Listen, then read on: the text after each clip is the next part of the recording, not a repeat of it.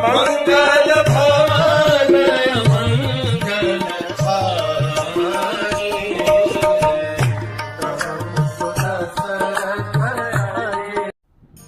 Correct.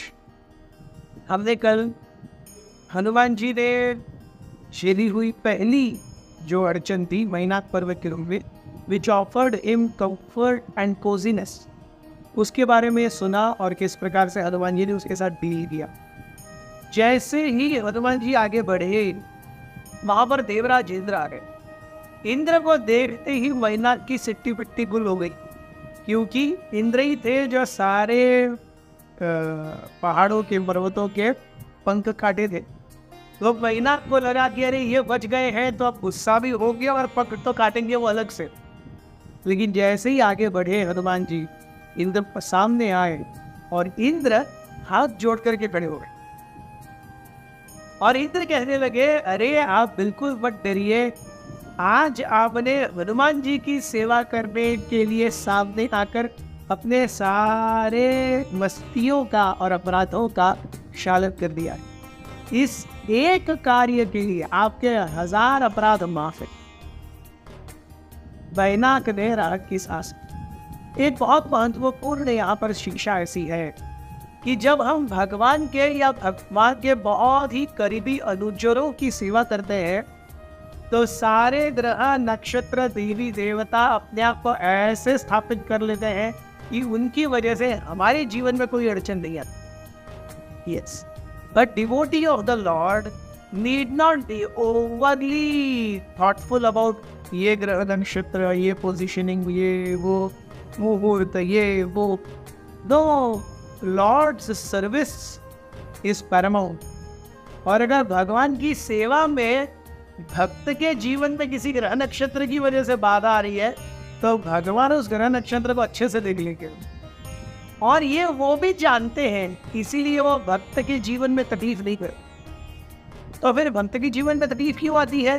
भक्त के जीवन में तकलीफ भगवान दे रहे हैं परीक्षा को। Are you really serious about coming back to me? So अगर कोई व्यक्ति सही में ईमानदारी से, प्रामाणिकता से हरि भजन कर रहा है, हरि सेवा कर रहा है, तो उसके जीवन में जो कुछ हो रहा है वो भगवान के कारण है, भगवान का वो डायरेक्ट हस्तक्षेप।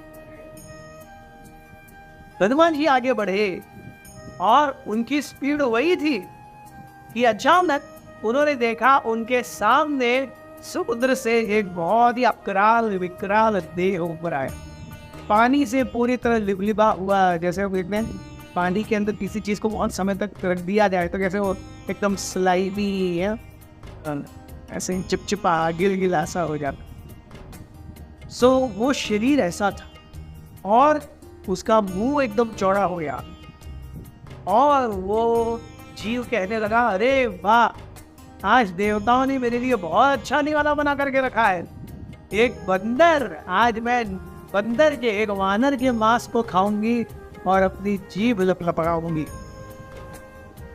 तो जैसे ही ये सुना हनुमान जी ने, हनुमान जी ये सामने दंडवत करके रह गए। हनुमान जी कहते हैं, अरे दक्ष पुत्री और नागों की माता सुरसा को मेरा प्रणाम। आप यहाँ पर रहते हैं, मैं जानता हूँ, मुझे आपसे मिलने की आशंका थी, लेकिन अभी मैं प्रभु राम की सेवा में जा रहा हूँ, बहुत जल्दी में हूँ, आप मुझे कृपया छोड़ दीजिए। सुरसा कहती है, अरे ब्रह्मा जी से मुझे वरदान मिला है कि जो कोई भी यहाँ से जाएगा मेरे मुंह के अंदर होके ही जाएगा, तो आपको भी मेरे मुंह के अंदर से ही जाना होगा। Hanuman ji was not in the mood of arguing. Hanuman ji थोड़ा सा परे हट गए और जाने लगे। सुरसा जब भी परे हट गई उनका रोड ब्लॉक करके फिर से। हनुमान जी जब देखेंगी महाराजा ऐसे नहीं बन रहा, हनुमान जी ने अपना साइज सुरसा के मुंह के 10 गुना बढ़ा दिया। ये देख करके सुरसा भी अचंभित हो गई, क्योंकि उन्होंने साइज चेंज करने वाले वानर को इससे पहले कभी नहीं देखा था। He was the first वानर who was coming with a size changing ability. वानर हनुमान जी का साइज 10 गुना बढ़ गया। तो सुरसा ने अपने मुंह को हनुमान जी के 20 गुना बढ़ा दिया। हनुमान जी ने अपने आप को सुरसा के मुंह के 30 गुना बढ़ा दिया। ऐसे 30, 40, 50, 60 कर करके अंत में ऐसा हुआ कि सुरसा का मुंह हनुमान जी के साइज के 100 गुना बड़ा था। इतना विशालकाय मुंह, इस समुद्र की सतह से लेकर आकाश की ऊंचाई तो केवल मुंह ही था। लेकिन उस मुंह से, क्योंकि वो नाद माता थी और समुद्र के नीचे रहती थी, प्रायः कोई उस मुंह के अंदर से आने वाली गंध से ही बेहोश होकर के गिर जाए। लेकिन हनुमान जी ने एक युक्ति निकाली। हनुमान जी ने तुरंत अपनी नाक बंद कर ली और एक अंगूठे के जितने हो गए, ये भी क्या होगा, दिस साइज, इतना हो करके वो तुरंत इसके मुंह में चले गए। तो सुरसा के मुंह को इतना बड़ा देख करके हनुमान जी ने युक्ति लगाई। हनुमान जी तुरंत एक थंब के आकार के हो गए, एक अंगूठे के बराबर, और अंगूठे के बराबर हो करके तुरंत सुरसा के मुंह में लपक गए। अब सुरसा का मुंह इतना बड़ा, वो बंद करने तक भी समय लगेगा। उतने में हनुमान जी सुरसा के मुंह में जा करके उसके गले से नीचे उतर करके वापस आ गए बाहर। और ये सब इतना फास्ट हुआ, पलक झपकने के पहले हनुमान जी जा करके बाहर आ गए थे और सुरसा का मुंह भी बंद हो ही रहा। हनुमान जी आकर के कहते हैं कि हे नागमाता, आपको जो ब्रह्मा जी ने वरदान दिया है उस कंडीशन को मैंने पूरा कर दिया। अब तो आप कृपया मुझे आगे जाने का आशीर्वाद दे दीजिए। मैं सही में आपको वचन देता हूँ कि मैं जब भी राम का कार्य पूरा हो जाऊंगा, मैं स्वयं आके आपके मुंह में निवाला बन जाऊंगा। सुरसा इन वचनों से बहुत गदगद हो गई।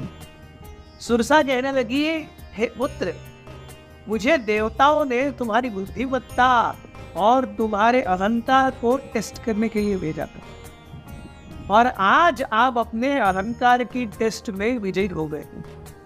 आपने अपने आप को बहुत छोटा बना लिया मेरे सामने। महान व्यक्तियों की महानता ये भी है कि वो अपने आप को सही में बहुत छोटा मानते हैं।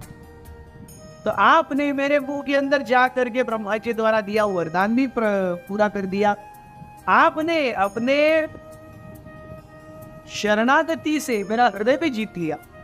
So definitely you have passed the test put forward by demigods with flying colors. मैं आपको आशीर्वाद देती हूँ कि आप प्रभु राम की सेवा में अनंत रूप से प्रसिद्ध होगे, कीर्ति पार करोगे और प्रभु राम की सेवा में ही संलग्न रहोगे। ये सुन करके हनुमान जी इतने खुश हो गए, वो so happy. We see two things यहाँ पे सीखने के लिए। एक तो कई बार ईगो की काट ईगो नहीं पाती।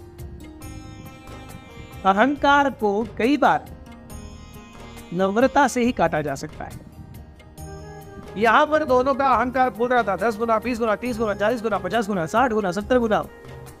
हनुमान जी ने अपना अहंकार तुरंत छोटा कर लिया, एक थंब के साइज के ऊपर। सुन, अब तो उनका कार्य खत्म हो गया।